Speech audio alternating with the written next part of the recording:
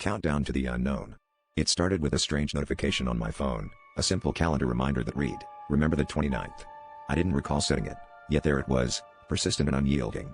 I shrugged it off, thinking it was just a glitch, but as the date approached, things began to unravel in ways I couldn't explain. There was an odd feeling of being watched, a sensation like icy fingers trailing up my spine every time I turned a corner in my own home. I never expected a reminder to feel so ominous.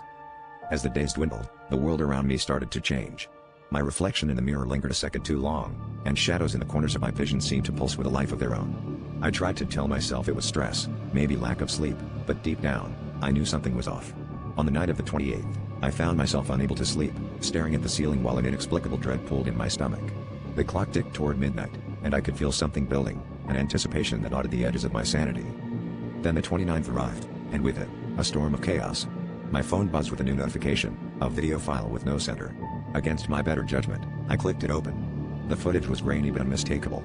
It was me, asleep in my bed, but the timestamp showed it had been recorded just seconds ago. My blood ran cold as I realized I was being watched, not just through screens but by something much closer, something that had been lurking in the shadows, waiting for this moment. Desperation took hold, and I finally understood the reminder. It wasn't a warning, it was a countdown. I scrambled to leave, but the walls seemed to close in, and the shadows that had haunted me were now alive, reaching out to claim me.